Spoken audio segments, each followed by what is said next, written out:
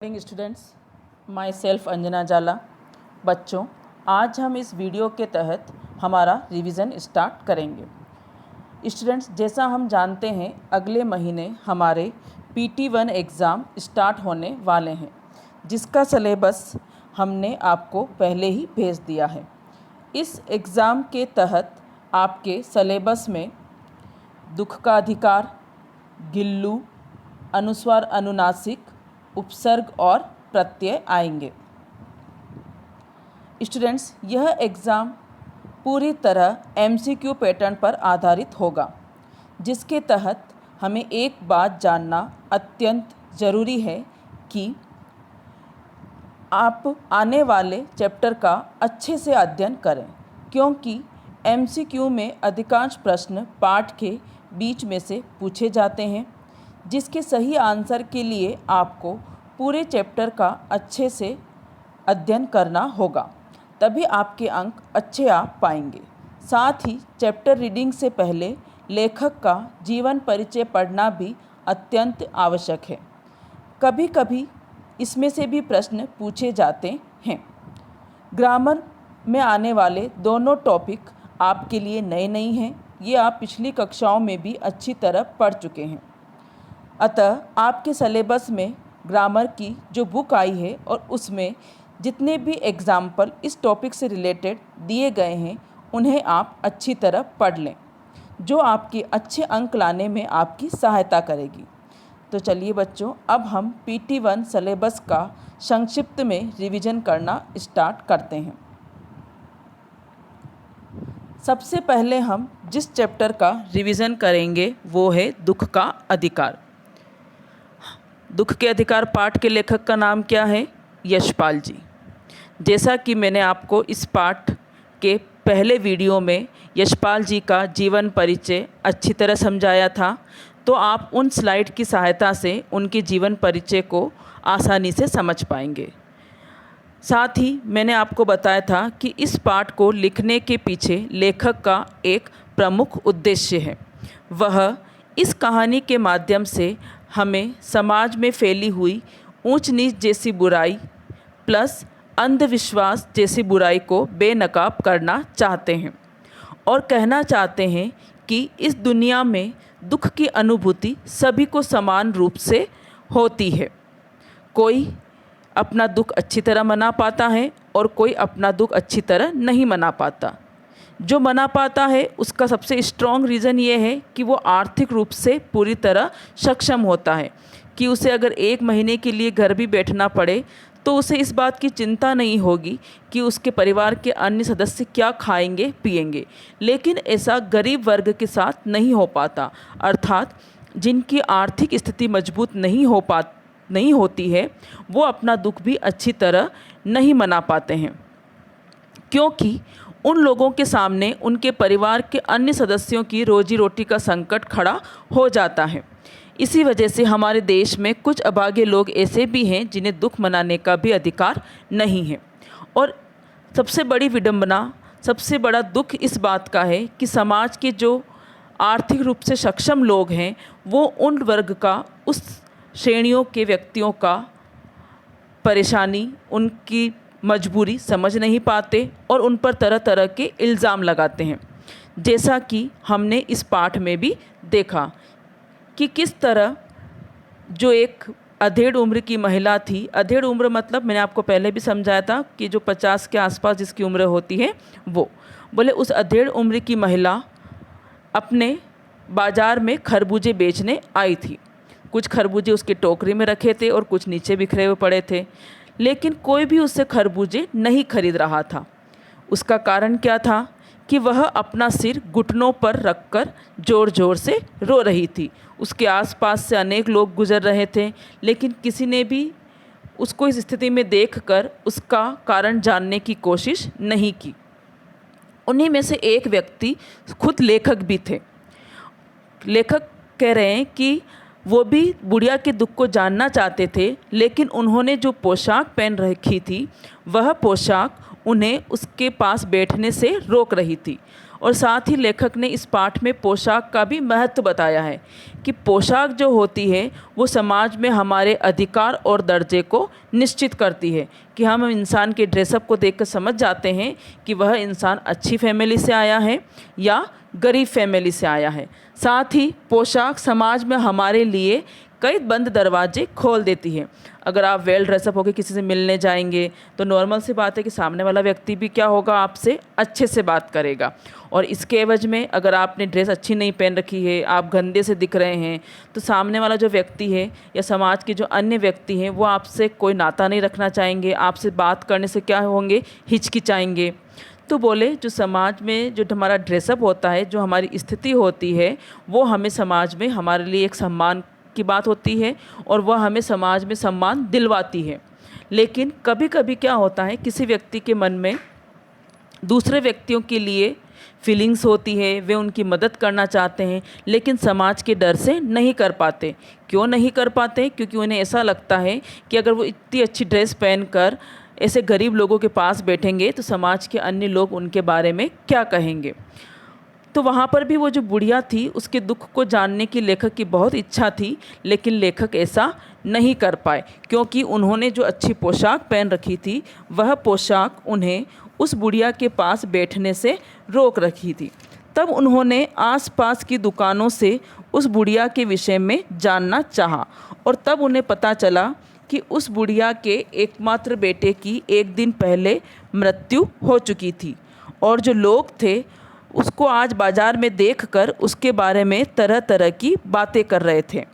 कुछ लोग उसकी तरफ घृणा से देख रहे थे और क्या कह रहे थे कि बोले इन लोगों के लिए तो धर्म ईमान कुछ भी मायने नहीं रखता, ये लोग केवल पैसों के लिए ही क्या करते हैं, अपनी ज़िंदगी जीते हैं। और इसीलिए यह बुढ़िया भी क्या हुई कि आपने बेटे के दुख को भुलाकर आज बाज़ार में खरबूजे बेचने आ गई। प्लस किसी ने क्या बोला कि कितनी बेशरम औरत है, बेटे को मरे हुए एक दिन भी नहीं हुआ और आज बाज़ार में खरबूजे बेचने आ गई। किसी ने क्या बोला कि बोले ठीक है, इनको धर्म ईमान नहीं मानना है तो ना माने, लेकिन कम से कम दूसरों के धर्म ईमान की तो क्या करें, चिंता करें।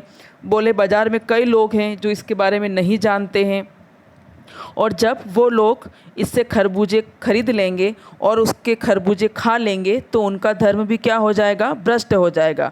क्योंकि हिंदू धर्म में ऐसा माना गया है कि किसी के मरने के बाद 13 दिन का क्या होता है, सूतक होता है और उस दिनों में ऐसे व्यक्ति के घर का कुछ भी नहीं खाया जाता। तो बोले कि जब लेखक ने पूरी डिटेल पता करी तो लेखक को पता चला कि उसका एक बेटा था भगवाना, जिसकी उम्र कोई 23 वर्ष के आसपास रही होगी। उसके पास 1.5 बीघा ज़मीन थी और उस ज़मीन में वो कचियारी करके अपने मतलब खेतीबाड़ी करके अपने जीवन का निर्वाह करता था और परिवार के अन्य सदस्यों का भी पालन पोषण करता था। एक दिन वह खरबूजे बीन रहा था और थकावट से वहीं खेत पर ही सो गया। उस समय एक सांप ने उसे डस लिया और जब बुढ़िया को पता चला कि उसके बेटे को सांप ने डस लिया है तो वह भागी भागी ओझा के पास गई। जैसा कि हम जानते हैं गांव में कोई डॉक्टर उपलब्ध नहीं होते भी हैं तो लोग अपनी पुरानी थिंकिंग की वजह से वहां पर जा नहीं पाते। तो उस ओझा ने भी उसको ठीक करने का नाटक किया, नागदेव भगवान की पूजा करवाई, उससे दान दक्षिणा ली, लेकिन इन सब कोशिशों के बावजूद भी उसके बेटे को नहीं बचाया जा सका। और उसके जब बेटे की मृत्यु हो गई तो बेटे की मृत्यु के बाद जो भी रस्में थी, बेटे को नए कपड़े पहनाना, लोगों को खाना खिलाना, इन सब में उसके पास जो भी जमा पूंजी थी वह भी क्या हो चुकी थी, खर्च हो चुकी थी। अगले दिन जब हुआ तो उसकी बहू बहुत बीमार हो गई थी और जो उसके पोते थे वो भी भूख से क्या हो रहे थे, तड़प रहे थे। तो उनकी ये स्थिति देखकर बुढ़िया बाज़ार में खरबूजे बेचने आ गई, लेकिन लोगों ने उसकी परिस्थिति को ना समझते हुए उसके बारे में तरह तरह की बातें करी। उसके दुख का अंदाज़ा लगाने के लिए लेखक ने उसकी तुलना उनके पड़ोस में रही एक सम्भ्रात महिला से करी। बोले जिसको भी समान दुख था लेकिन फिर भी उसके दुख में सभी व्यक्ति क्या थे, शामिल थे। वह 2.5 महीने तक अपने बेटे के दुख से उबर नहीं पाई थी। डॉक्टर हमेशा उसकी सेवा में रहते थे, शहर के सभी लोग उसके दुख में उसको सांत्वना दे रहे थे। तो उस दोनों परिस्थितियों की तुलना करने के बाद लेखक ने क्या पाया कि अगर आपको इस दुनिया में दुख मनाना है लंबे समय तक, तो आपके पास आपकी आर्थिक स्थिति क्या होनी चाहिए, मजबूत होनी चाहिए, वरना आपको इस दुनिया में दुख मनाने का भी कोई अधिकार नहीं है। जो हमारा नेक्स्ट चैप्टर है बच्चों, वो है गिल्लू, जिसकी लेखिका हैं महादेवी वर्मा। और इस चैप्टर में जो लेखिका हैं उसने प्राणियों, प्रकृति के प्रति स्नेह, प्रेम भाव को उजागर किया है, पशु पक्षियों के स्वभाव और जीवन शैली की जानकारी दी है। साथ ही हमको भी शिक्षा दी है कि हम लोग भी क्या करें, पशु पक्षियों की रक्षा करें, पर्यावरण को बचाएं। कि लेखिका ने एक दिन क्या देखा कि उनके पास बरामदे में वो जब घूम रही थी तो वहाँ पर दो कौवे छुआछुअल, मतलब किसी चीज़ को छूना और छिप जाना जैसा गेम खेल रहे थे, और चोंच से किसी को मारते और क्या होते, दूर हट जाते। तो जब लेखिका ने वहाँ देखा तो उन्होंने क्या देखा कि गिलहरी का एक बच्चा घायल अवस्था में वहाँ पर पड़ा है। लेखिका उससे अपने पास कमरे में लेकर आई। लोगों ने मना भी किया, बोले अब तुम इसको मत लेके आओ, इसको बचाना संभव नहीं है, लेकिन फिर भी लेखिका का मन नहीं माना और उन्होंने उस बच्चे की देखभाल करना शुरू किया, जिसको कौवे क्या कर चुके थे, पूरी तरह घायल कर चुके थे। साथ ही लेखिका ने कौवों की विशेषता भी बताई है कि कौवे को समादरित और अनादरित दोनों तरह का प्राणी माना गया है। बोले कुछ दिनों में इसका सम्मान होता है और कुछ बाकी दिनों में इसका अपमान। बोले जब हमारे हिंदू धर्म में श्राद्ध पक्ष मनाया जाता है तो ऐसा माना जाता है कि जो हमारे पूर्वज हैं जिनकी मृत्यु हो चुकी है वो कौवों के रूप में ही क्या होते हैं, हमारे घर पर आते हैं और हम उनको क्या करते हैं, तरह तरह का व्यंजन बनाकर उनको भोग लगाते हैं। यहाँ तक कि हमारे जो प्रियजन होते हैं जो दूसरे शहर में रह रहे होते हैं उनके आने की सूचना भी कौन देते हैं, कौवे देते हैं। बोले इसके अलावा और कभी कौवों का सम्मान नहीं होता। तो लेखिका ने उस घायल बच्चे की सेवा करने के लिए उस पर पेनिसिलिन का मरहम लगाया, उसको दूध पिलाने की कोशिश करी, लेकिन ऐसा दूध पिलाने की जो उनकी कोशिश थी वो सफल नहीं हो पाई। कंटिन्यू लेखिका के द्वारा ध्यान देने के कारण वह बच्चा धीरे धीरे क्या होने लगा, ठीक होने लगा, और लेखिका ने उसका क्या कर दिया, एक नाम रख दिया और उसको गिल्लू नाम दे दिया। धीरे धीरे वो बच्चा बड़ा होने लगा, उसका शारीरिक विकास होने लगा और वह लेखिका से अब अच्छी तरह क्या हो गया था, घुल मिल गया था। कई तरह की उनसे मस्ती करता रहता था। लेखिका को देख कर वह तुरंत दौड़ लगा देता, उनके शरीर पर चढ़ता, फिर झट से पर्दे के ऊपर चढ़ जाता, कभी कभी कहीं छिप जाता। फिर जब वो बड़ा होने लगा तो उसके झुंड के जो अन्य लोग थे वह लोग भी क्या होने लगे, उससे उस खिड़की से बाहर मिलने के लिए आने लगे। तो जब लेखिका ने देखा कि गिल्लू उनसे बैठा बैठा कमरे के अंदर बाहर बैठा बैठा उनसे बातें करता रहता है, तो लेखिका ने क्या करा, उसके लिए खिड़की का एक कोना क्या कर दिया, खोल दिया, ताकि वह बाहर जाकर अपने साथियों से क्या कर सके, उनसे साथ खेल सके।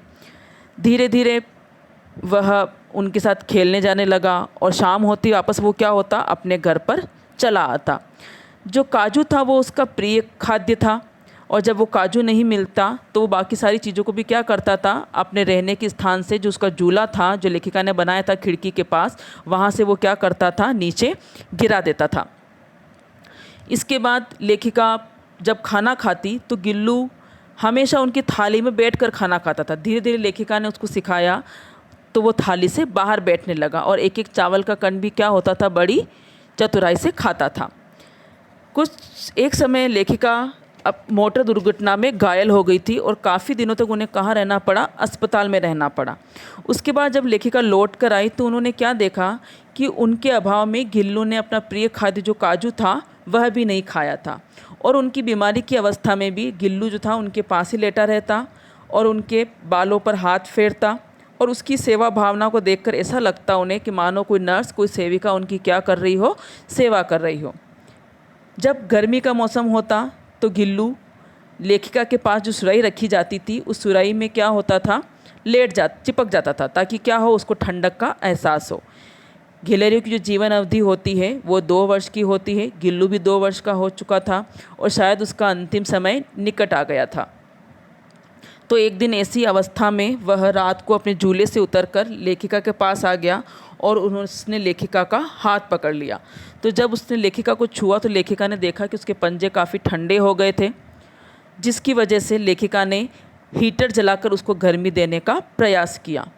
लेकिन इन सब कोशिशों के बावजूद भी गिल्लू को बचाया नहीं जा सका और वह अगले दिन मृत्यु को प्राप्त हो गया और लेखिका ने उसकी समाधि को सोनजूही की लता के नीचे ही लगा दिया था, क्योंकि सोनजूही की जो लता थी वह गिल्लू को अत्यधिक प्रिय थी। वह अपना अधिकांश समय उस सोनजूही की लता के आसपास ही गुजारता था। आज काफ़ी दिनों बाद लेखिका को उस सोनजूही की लता पर एक पीला फूल खिला हुआ दिखाई दिया और उस फूल को देखकर ऐसा लगा कि मानो उस फूल के रूप में ही गिल्लू उन्हें वापस चौंकाने के लिए आया हो। तो बच्चों, ये इन दोनों चैप्टर की समरी थी जो मैंने आपको एक बार वापस एक्सप्लेन कर दी है। तो मैं आपको आगे बताना चाहती हूँ कि जब आपसे एग्ज़ाम में इन चैप्टर से रिलेटेड प्रश्न पूछे जाएंगे तो वो किस प्रकार के होंगे। फर्स्ट क्वेश्चन जो हमारा दुख के अधिकार से है कि बुढ़िया अपना सिर किस पर रखकर रो रही थी। तो अगर आप चैप्टर रीड कर चुके हैं तो आपको अच्छे से पता होगा कि इस क्वेश्चन का आंसर है स, घुटनों पर। तो आपको कुछ भी नहीं करना है, जो आंसर दिए गए हैं उस आंसर में से आपको राइट ऑप्शन पर क्लिक करना है। तो आपका, और जैसे आप सेव करेंगे आपका वो ऑप्शन उसमें सेव हो जाएगा। सेकंड क्वेश्चन मैंने गिल्लू चैप्टर से लिया है कि काकभुशिंडी शब्द किस प्राणी के लिए काम में लिया गया है। 4 ऑप्शन दिए गए हैं, कबूतर, चिड़िया, कौवा और तोता।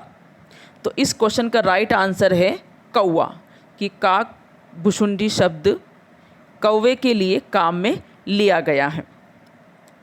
नेक्स्ट जो हमारा टॉपिक है बच्चों, अनुस्वार और अनुनासिक।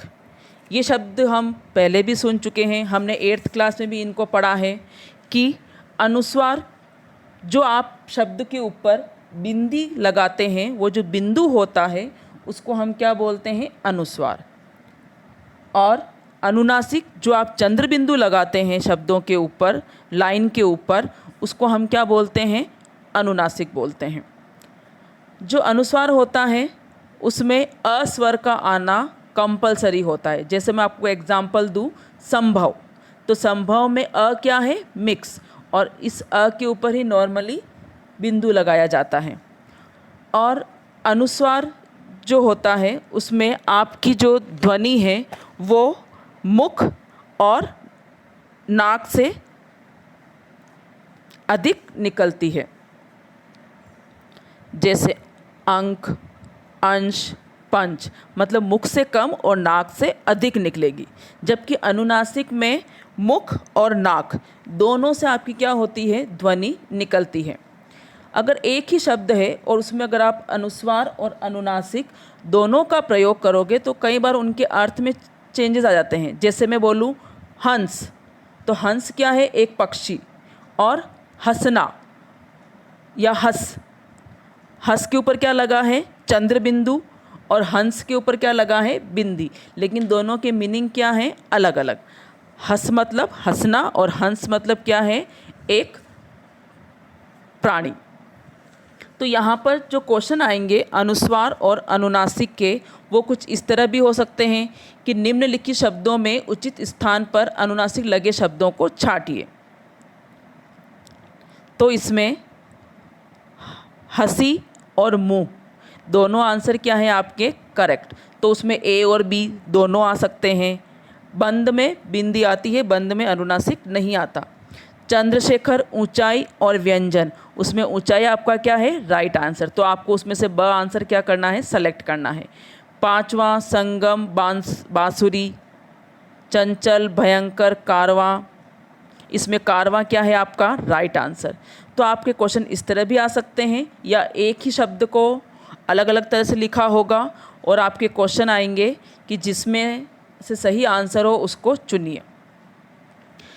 क्वेश्चन ऐसे भी आ सकते हैं कि निम्न शब्दों में से उस शब्द को चुनिए जिसमें अनुस्वार का प्रयोग होता हो। तो आपके सामने 4 ऑप्शन लिख दिए जाएंगे, संगति, दाव, पंडित, महंगाई। इस पर कुछ भी नहीं लगा होगा, लेकिन आपको बताना होगा कि किस शब्द में अनुस्वार का प्रयोग होता है।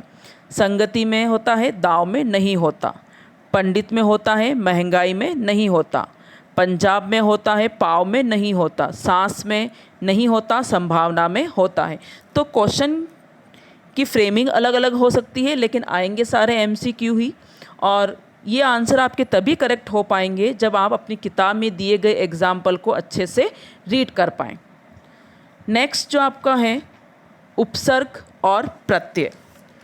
उपसर्ग हमको पता है बच्चों कि कहाँ लगते हैं, शब्दों के आगे, और जो प्रत्यय हैं वो कहाँ लगते हैं? शब्दों के पीछे। जब उपसर्ग और प्रत्यय शब्दों के आगे या पीछे लगते हैं तो उनके अर्थ में क्या हो जाता है? उपसर्ग जो होते हैं वो शब्दों के आगे लगते हैं और उनके अर्थ में क्या कर देते हैं? परिवर्तन कर देते हैं। कि मैं बोलूँ मर, और मर के आगे अगर मैं अ उपसर्ग लगा दूँ तो वो क्या बन जाएगा? अमर। तो मर मतलब तो मरना हुआ, लेकिन अमर मतलब क्या होता है? जो इंसान कभी ना मरे। उसी प्रकार जो प्रत्यय होते हैं वो क्या होते हैं? शब्द के अंत में लगते हैं और शब्दों के अर्थ में क्या होते हैं? नई विशेषता या परिवर्तन ला देते हैं। जैसे लिखाई, लिख मतलब क्या होता है? लिखना। उसमें मैंने आई प्रत्यय लगा दिया तो वो क्या बन गया? लिखाई। तो लिखाई मतलब जो हमारी राइटिंग होती है हम उसको बोलते हैं। तो आपको मेन बात यह ध्यान रखनी है कि उपसर्ग हमेशा शब्द के आगे लगते हैं और जो प्रत्यय होते हैं वो शब्द के पीछे लगते हैं। प्लस जब हम उपसर्ग और प्रत्यय में से उपसर्ग प्रत्यय को अलग कर देते हैं तो उन शब्दों का कोई ना कोई मीनिंग निकलता है, तभी आपके वो जो आंसर होंगे वो क्या होंगे? करेक्ट होंगे। कहीं कभी कभी किसी किसी शब्द में उपसर्ग और प्रत्यय दोनों लगे होते हैं। जैसे असावधानी, इसमें अ उपसर्ग है और ई क्या है आपका? प्रत्यय। अभिमानी, अभिमानी में अभी उपसर्ग है और मान मूल शब्द है और ई क्या है? प्रत्यय। तो आपकी जो क्वेश्चन आएंगे उपसर्ग और प्रत्यय में से, जैसे मैंने आपको यहाँ पर फर्स्ट क्वेश्चन लिखा है, निर्णय में उपसर्ग है। आपके सामने 4 आंसर दिख रहे हैं, नी, निर, ई, नी। तो राइट आंसर क्या है बच्चों? निर। निर्णय जो में जो ये निर है वो आपका क्या है? Right answer. तो आपको इसमें से ब ऑप्शन पर क्या करना है? क्लिक करना है। नेक्स्ट क्वेश्चन मैंने दिया है, ऊंचाई शब्द में कौन सा प्रत्यय है? तो ऊंचाई शब्द में जो प्रत्यय है वो है आपका आई। तो इसका जो राइट आंसर है वो है आपका डी की। तो आपको डी शब्द पर क्या करना है? क्लिक करना है। महत्व में कौन सा प्रत्यय है? तो महत्व में मह जो है वो उसका मेन मूल शब्द है और जो त्व है वो क्या है? उसका प्रत्यय है। तो इसी तरह आपको सारे क्वेश्चन को पहले अच्छे से रीड करना है, सही आंसर को सेलेक्ट करना है और फिर उसको सेव करना है। अगर आपने एक बार सेव पे क्लिक कर दिया तो फिर आप वो आंसर चेंज नहीं कर पाएंगे। तो आप सारे उपसर्ग और प्रत्यय के जितने भी एग्जाम्पल हैं उनको अच्छे से रीड कर लें, उनको पढ़ लें, ताकि आपके नंबर क्या हो सके? अच्छे आ सकें। चैप्टर को अच्छे से रीड कर लें। अनुस्वार अनुनासिक रटने की कोई ज़रूरत नहीं है, आपको केवल शब्दों को पढ़ना है और समझना है कि किस शब्द के ऊपर अनुस्वार लगता है और किस शब्द के ऊपर अनुनासिक लगता है। लिखना कुछ भी नहीं है, तो गलती होने की कोई संभावना नहीं है। हमें सिर्फ राइट आंसर सेलेक्ट करना है और उन्हें हमें सेव करना है। तो be prepare your self and all the best for your exam. Thank you.